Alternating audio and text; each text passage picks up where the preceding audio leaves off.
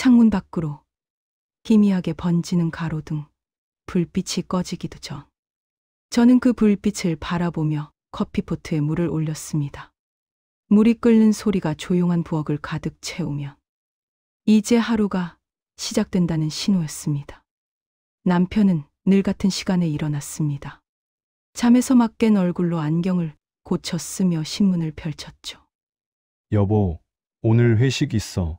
그 말에도 저는 미소를 지으며 도시락을 싸줬습니다. 김이 오르는 밥 위로 반숙 계란을 올리고 소박한 반찬을 정갈하게 담았습니다. 누군가에겐 지루한 일상이겠지만 제겐 그런 사소한 반복이 평온이었습니다.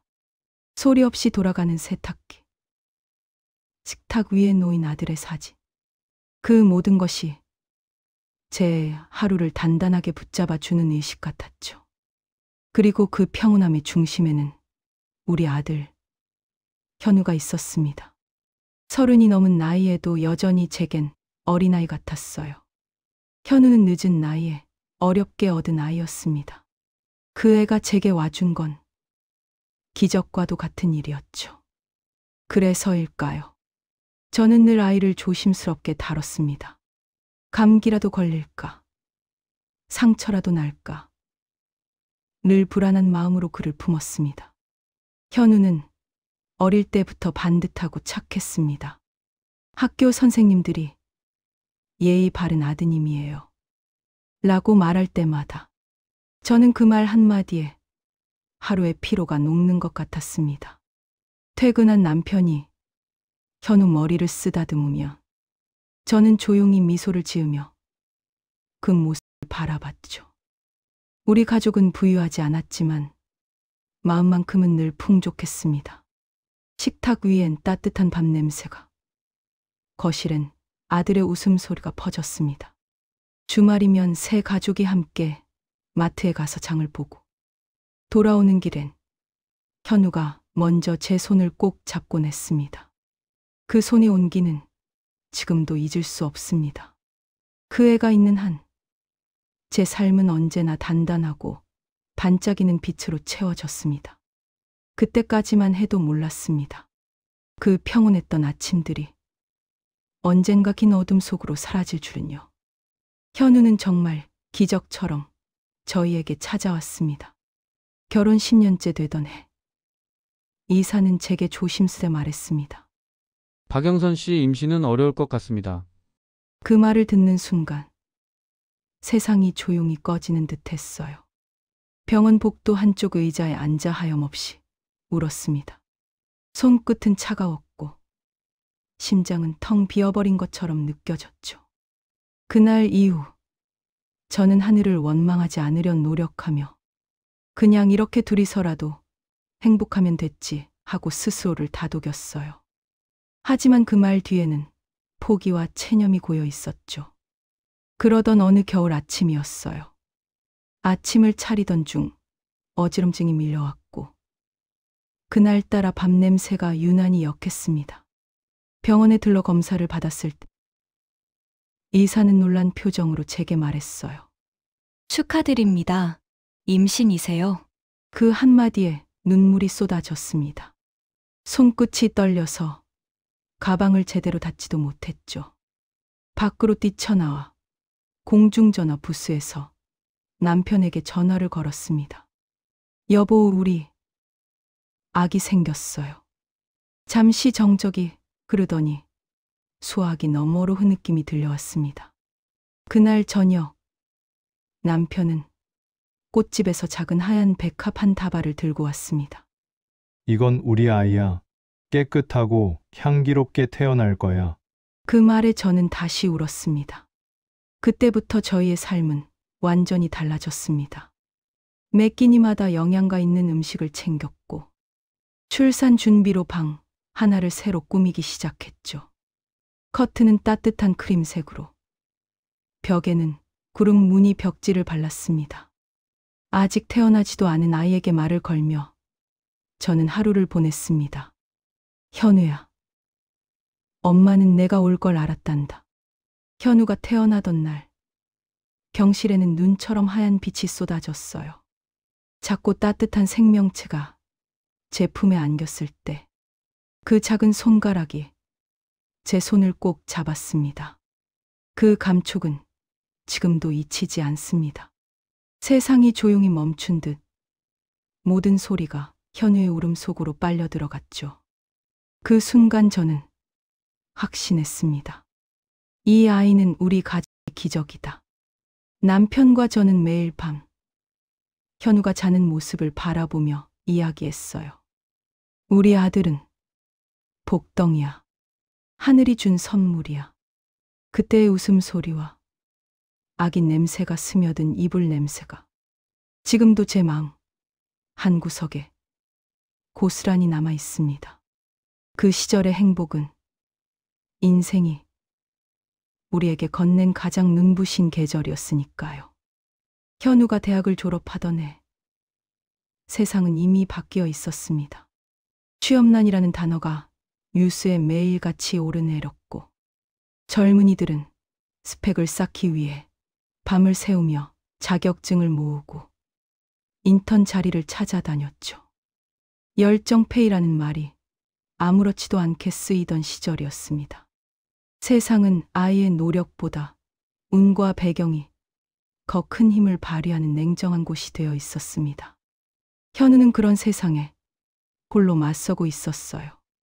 졸업식 날 검은 가운을 입은 아들이 환하게 웃던 모습이 아직도 생생합니다. 엄마, 나 이제 진짜 어른 같아? 그 말이 그렇게 기특할 수가 없었죠. 하지만 그 웃음은 오래가지 않았습니다. 몇 달 후 집안의 공기가 서서히 무거워졌습니다. 현우의 방에서는 밤새 키보드 두드리는 소리와 프린터 돌아가는 소리가 끊이지 않았습니다. 이력서 또 쓰니? 하고 물으며 네, 이번엔 꼭 붙을 거예요. 하며 억지 미소를 지었습니다. 하지만 그 미소 뒤에는 피로와 불안이 묻어 있었어요. 면접에서 번번이 떨어지고 돌아올 때마다 그의 어깨는 점점 더 무겁게 처졌습니다. 저는 늘처럼 갈비찜을 만들어 식탁에 올렸습니다. 조금 쉬어도 돼. 엄마, 아빠는 괜찮아. 그렇게 말하며 따뜻한 국물을 떠주었지만 아들의 눈빛은 어딘가 달라져 있었습니다. 예전처럼 반짝이지 않았어요. 대화는 짧아지고 웃음은 사라졌습니다. 괜찮아? 하고 물으며 그 한마디뿐이었습니다. 하루는 면접에서 돌아온 현우가 식탁에 앉아 젓가락을 들지도 않은 채 중얼거렸습니다. 엄마, 세상에 나 같은 애는 필요 없는 것 같아. 그 말에 가슴이 철렁 내려앉았습니다. 그런 말 하지 마. 엄마는 내가 있어서 살아. 제가 손을 잡으려 하자 현우는 조용히 손을 뿌리쳤습니다. 그리고 고개를 숙인 채 말했습니다.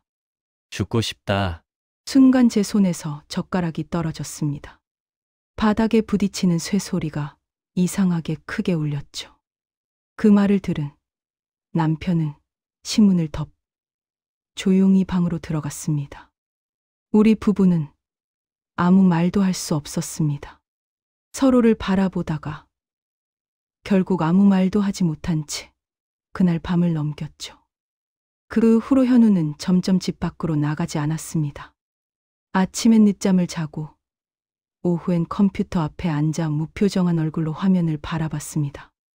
문틈으로 스며드는 전자음이 밤새 울렸습니다. 그 방 안엔 눈에 보이지 않는 그림자가 자라고 있었습니다. 그건 절망이었고 외로움이었고 어쩌면 우리가 만들어낸 고유한 감옥이었는지도 모릅니다. 저는 매일 그 문 앞에서 망설였습니다. 밥 먹자. 응, 나중에. 그 대화가 하루의 전부였습니다. 문은 닫혀 있었지만 그 안에 있는 아이의 마음은 더 깊은 어둠 속으로 가라앉고 있었습니다. 그때는 몰랐습니다. 그 어둠이 이제 막 우리 가족 전체를 집어삼키려 하고 있다는 걸. 그 후로 현우의 방문은 거의 열리지 않았습니다.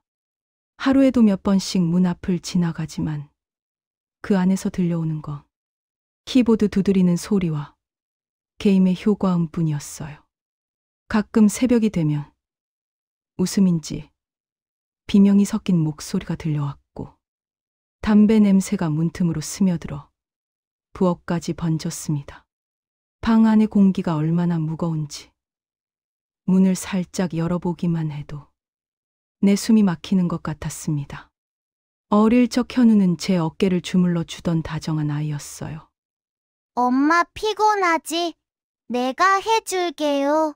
그 손길이 얼마나 따뜻했던지 그때의 감촉이 아직도 생생합니다. 그런데 이제는 제 말을 듣지도 않았습니다. 현우야, 방 좀 치워라. 엄마, 그냥 놔두세요. 알아서 할게요. 짧은 대답, 무심한 말투. 그 몇 마디가 칼날처럼 제 가슴을 베고 지나갔습니다. 그 애가 이렇게 차가운 목소리를 내는 걸 그때 처음 들었어요. 어느 날 현우가 잠깐 외출한 틈을 타 저는 조용히 방 안으로 들어갔습니다. 발을 들여놓자마자 코끝을 찌르는 냄새에 숨이 턱 막혔습니다. 바닥에는 낡은 옷가지와 배달용 플라스틱 용기가 뒤엉켜 있었고 컴퓨터 책상 위엔 담배꽁초와 반쯤 마른 커피잔이 늘어져 있었습니다. 방 한쪽에는 찢어진 이력서가 구겨진 채 흩어져 있었죠. 거기엔 불합격이라는 단어가 빨간 글씨로 찍혀 있었습니다. 그 글자를 보는 순간 마치 제 가슴에 도장이 찍히는 듯 했어요. 현우의 책상 위엔 몇 장의 사진이 남아 있었어요. 유치원 졸업식 때의 웃는 얼굴, 소풍날 손 흔들던 어린아이의 모습. 그 시절엔 현우가 이렇게 어두운 방 안에 갇힐 거라고는 상상도 못했습니다. 저는 무의식적으로 먼지를 털고 쓰레기들을 치웠습니다.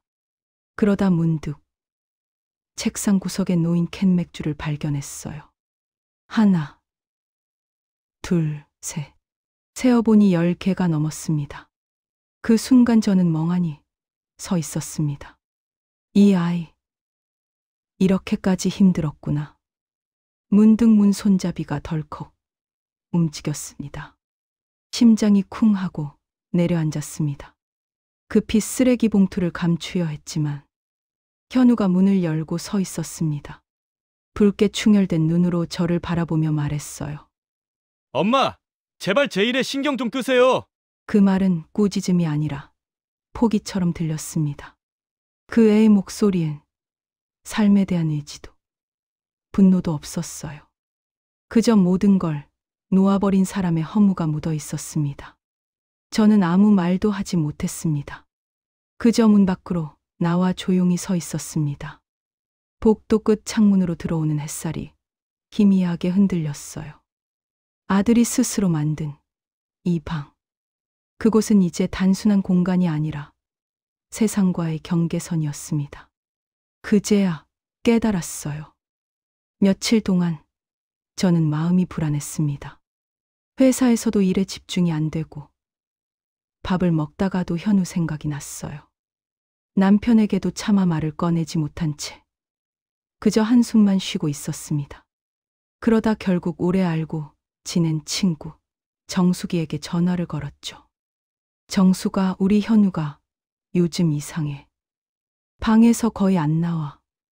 밥도 제때 안 먹고 밤엔 게임만 해. 수화기 너머에서 정숙의 숨소리가 길게 이어졌습니다. 하, 영선아. 너 그거 알아? 요즘 그런 애들 많아. 많다니? 내 아들 캥거루족 된 거야. 처음 듣는 단어였습니다. 캥거루족. 그래. 성인이 돼서도 부모한테 기대서 사는 애들 말이야. 집은 엄마 아빠가 해주고 밥도 엄마가 해주고 세상 걱정은 하나도 안 하는 거지. 자기 힘으로 뭘 해보려 하지도 않고. 정숙의 말은 차분했지만 제 가슴엔 묘한 통증이 밀려왔습니다. 아니, 우리 현우는 그런 애 아니야. 잠깐 힘든 거야. 저는 애써 부정했어요. 하지만 정숙은 조용히 말을 이었습니다. 다 그래. 처음엔 다 잠깐이라고 하지. 근데 그 잠깐이 몇 년이 되면 그땐 돌이킬 수 없어. 영선아, 내 아들도 내 품 안에 너무 오래 있었던 거야. 그 말을 듣는 순간 가슴이 철렁 내려앉았습니다. 내 품 안에 너무 오래 있었다. 정숙의 목소리가 귀에서 맴돌았습니다. 생각해보면 현우는 어려서부터 혼자 해본 게 거의 없었어요. 숙제를 도와주고 옷을 챙겨주고 심지어 대학교 원서까지 제가 대신 넣어줬죠. 저는 그걸 사랑이라고 믿었습니다. 그저 아끼고 보호하고 싶었을 뿐인데 그게 오히려 이 아이의 날개를 꺾은 건 아닐까. 그날 밤 남편이 퇴근하자마자 저는 조심스럽게 이야기를 꺼냈습니다. 여보, 나 오늘 정숙이한테 전화했어. 그래서 그 친구가 그러는데 우리 현우 캥거루족이래. 남편은 잠시 말을 잃었습니다. 그게 무슨 뜻이야? 성인이 돼서도 부모한테 의지하고 세상에 나가지 않는 사람들. 우리 현우가 딱 그렇대. 남편은 한동안 아무 말 없이 담배를 피웠습니다. 불빛이 어둠 속에서 반짝이다 꺼졌습니다. 그럼 우리가 잘못한 건가? 그 한마디에 저는 아무 대답도 못했습니다. 정숙의 말이 다시 떠올랐습니다. 아이는 결국 스스로 부딪혀야 어른이 되는 거라는 말. 그 말이 머릿속을 떠나지 않았습니다. 현우의 방 문 앞에 서서 한참을 바라보다가 저는 처음으로 결심했습니다. 이제 이 아이를 내보내야 할 때가 왔구나. 그날 밤 남편과 저는 오래된 거실 소파에 나란히 앉아 있었습니다. 불은 끄지 않았습니다. 방 안에서 새어나오는 게임 소리와 웃음소리가 이상하게 멀게 느껴졌습니다. 여보, 이제 독립시키자. 남편이 조용히 제 손을 잡았습니다. 그래. 이젠 우리가 도와주는 게 아니라 세상으로 내보내야 할 때야. 그 말에 저는 천천히 고개를 끄덕였습니다. 두려웠지만 어쩌면 그것이 진짜 사랑이라는 걸 어렴풋이 알 것 같았습니다. 그날은 하늘이 유난히 흐렸습니다. 아침부터 마음이 불편했습니다. 남편과 저는 전날 밤 늦게까지 이야기를 나눴습니다. 오늘 말해야겠지. 그래. 더 미루면 안 돼. 그 결심을 하고도 막상 아들을 마주할 생각에 속이 뒤틀리는 듯했어요. 현우가 어릴 때 좋아하던 집 근처 쪽갈비집에서 가족 외식을 하기로 했습니다. 평소 같으면 핑계를 대며 나오지 않았을 텐데 이상하게도 그날은 순순히 따라 나섰습니다. 식당 안은 고기 굽는 냄새와 사람들 웃음소리로 가득했죠. 현우는 오랜만에 밝은 표정을 짓고 있었습니다. 엄마, 여기 아직도 있네. 초등학교 때는 자주 왔었는데. 그 말에 남편과 저는 눈을 마주쳤습니다. 짧은 순간이었지만 그 웃음이 너무 그리웠습니다. 갈비가 노릇하게 익어갈수록 대화는 어색하게 이어졌습니다. 현우야, 요즘 잠은 좀 자니? 그럭저럭요. 짧은 대답뿐이었죠. 우리는 애써 평소처럼 웃으며 고기를 뒤집었습니다. 하지만 속으로는 모두 같은 생각을 하고 있었습니다. 오늘 말해야 한다. 이대로는 안 된다. 식사를 마친 후 카페로 자리를 옮겼습니다. 잔잔한 음악이 흐르고 창밖에는 가을비가 부슬부슬 내렸습니다. 남편이 커피잔을 내려놓으며 조심스레 말을 꺼냈죠. 현우야, 이제 엄마 아빠도 퇴직 준비를 해야 하니까 너도 슬슬 독립 준비를 하면 어떨까? 잠시 정적이 흘렀습니다. 현우는 커피잔을 내려다보며 아무 말이 없었습니다. 그 침묵이 오래 이어질수록 제 심장은 조여들었어요. 그리고 마침내 그가 고개를 들었습니다. 지금 나 쫓아내려는 거예요? 목소리는 차가웠고 눈빛엔 분노가 섞여 있었습니다. 현우의 얼굴이 일그러졌습니다. 엄마 아빠가 하라는 대로 다 했잖아요. 착하게 살았고 말대꾸도 안 했잖아요. 그런데 이제 와서 버리겠다는 거예요? 그의 목소리가 점점 커졌고 카페 안 사람들의 시선이 우리에게 쏠렸습니다. 남편은 조용히 진정시켜 보여 했지만 현우는 더 크게 외쳤습니다. 나가면 나 죽을 거야. 순간 숨이 멎는 듯 했어요. 손에 쥐고 있던 종이컵이 구겨졌고 커피가 손등에 흘러내렸지만 아무 감각도 느껴지지 않았습니다. 사람들의 수군거림이 들려왔습니다. 저 집은 무슨 일이래? 아들이 부모랑 싸우나 봐. 그 속에서 저는 그저 굳은 채로 서 있었습니다. 남편이 급히 일어나 일단 나가자 하고 제 손을 잡았습니다. 저희는 카페를 나섰지만 현우의 울분 섞인 목소리가 등 뒤로 쏟아졌습니다. 나를 왜 버려요? 내가 뭘 그렇게 잘못했는데? 그날 이후 현우는 단 한마디도 하지 않았습니다. 아침이 와도 방은 잠겨 있었고 불이 꺼진 거실엔 정막만 흘렀습니다. 그 문은 마치 쇠사슬로 묶인 것처럼 닫혀 있었어요.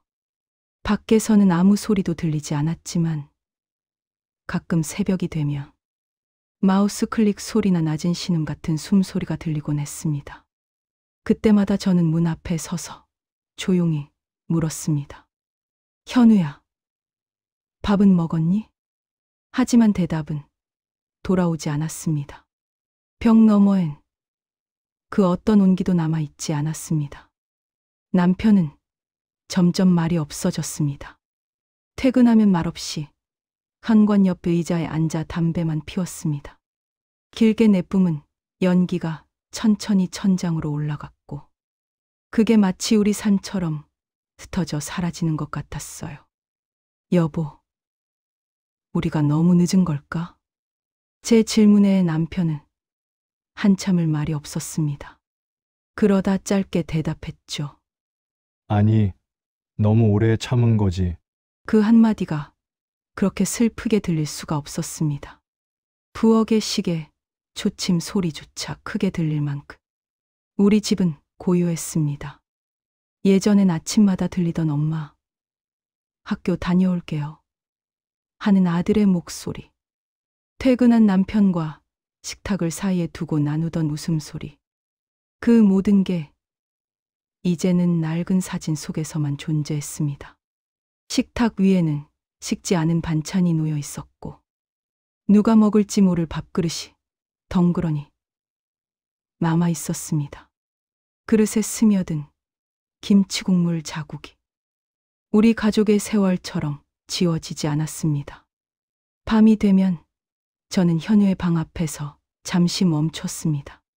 손에 쟁반을 든 채 문 앞에 밥을 내려놓고 돌아서느니 그게 제 하루의 마지막 의식이 되었습니다. 문틈으로 새어나오는 희미한 빛. 그 안에서 아들이 숨 쉬고 있다는 걸 확인할 수 있는 유일한 흔적이었어요. 그런데도 마음은 불안했습니다. 혹시라도 정말로 그 아이가 세상과 완전히 끊어져 버릴까 봐. 어느 날 밤 잠이 오지 않아 서랍을 열었습니다. 그 안에 오래된 앨범이 있었어요. 먼지를 털고 앉아 한 장 넘겼습니다. 첫 번째 사진에는 어린 현우가 있었습니다. 양볼의 햇살이 다 반짝이던 그 아이의 미소. 바닷가에서 모래성을 쌓으며 엄마, 이거 우리 집이야 하고 외치던 그날의 현우. 그때의 웃음은 세상 그 무엇보다 순수했습니다. 그 미소를 바라보며 저는 조용히 중얼거렸습니다. 그때로 돌아갈 수만 있다면. 눈물이 한 방울 앨범 위에 떨어졌습니다. 사진 속 아이는 여전히 웃고 있었지만 그 웃음은 이제 제 마음을 찢는 칼날이 되었습니다. 현우를 내보내면 무너질 것이고 계속 두면 우리 인생이 갇혀버릴 거라는 걸 우리는 너무 잘 알고 있었습니다. 그래서 더 이상 아무 말도 할 수 없었습니다. 그저 숨을 죽인 채 우리 세 사람의 집이 천천히 무너져 내리는 소리를 듣고 있을 뿐이었습니다. 오늘도 문은 닫혀 있습니다. 그 문은 이제 집의 일부가 아니라 한 사람의 인생을 가두는 격이 되어버렸습니다. 문틈 사이로 희미하게 새어나오는 불, 그리고 간헐적으로 들려오는 게임 소리와 거친 욕설. 그 속에서 아들은 여전히 세상과 싸우고 있는지도 모릅니다. 하지만 저는 이제 그 싸움에 개입할 수도 도와줄 수도 없습니다. 그저 문 밖에 서서 조용히 숨을 죽이고 있습니다. 식탁 위엔 아직도 아들을 위해 차린 밥상이 있습니다. 식은 국, 미처 먹지 않은 반찬들, 그리고 젓가락 자국 하나 없는 밥글. 그걸 치우지 못한 채 저는 매일같이 그 자리에 앉습니다. 혹시라도 현우가 나와 엄마, 나 배고파요 라고 말할까봐 그 말을 한 번만이라도 듣고 싶어서 밤이 깊어가면 저는 문 앞에 앉습니다. 바닥은 차갑지만 그 자리가 제겐 기도의 자리입니다. 하나님, 우리 아들을 다시 세상으로 돌려보내주세요. 손을 모으고 속삭이며 눈가에 눈물이 고입니다. 그 눈물은 죄책감이자 그리움이고 또 포기할 수 없는 희망이기도 합니다. 한때는 제 품에서 웃던 아이가 이제는 이 문 하나를 사이에 두 이토록 멀어졌다는 사실이 믿기지 않습니다. 현우의 방 안에선 여전히 낮은 음악 소리와 키보드 타이핑 소리가 이어집니다. 가끔 그 소리가 멈출 때면 심장이 덜컥 내려앉습니다. 현우야, 괜찮니? 그렇게 부르며 귀를 대보지만 대답은 없습니다. 그럴 때마다 저는 제 잘못을 되짚습니다. 너무 감쌌던 걸까? 너무 기다려줬던 걸까? 아니면 너무 늦게 손을 놓은 걸까? 하지만 어떤 후회를 떠올려도 결국 제 마음은 하나로 돌아옵니다. 그래도 나는 이 아이의 엄마다. 하루하루가 같고 희망이 보이지 않아도 저는 오늘도 문 앞에 앉아 있습니다. 누군가의 부모란 결국 그렇게 기다리는 사람일 테니까요. 사람들은 말합니다. 이제는 놓아줘야 한다고요. 하지만 놓는다는 게 무엇일까요? 아들이 다시 세상으로 나아갈 날이 오기 전까지 저는 포기하지 않을 겁니다. 어쩌면 그날은 아주 먼 훗날일지도 모릅니다. 하지만 저는 믿습니다. 언젠가 현우가 문을 열고 그때처럼 따뜻한 눈으로 제게 말할 거예요. 엄마, 배고파요. 그 한마디면 충분합니다. 그날이 오기 전까지 저는 오늘도 문 앞에서 기도합니다. 조용히, 묵묵히, 그리고 끝없이.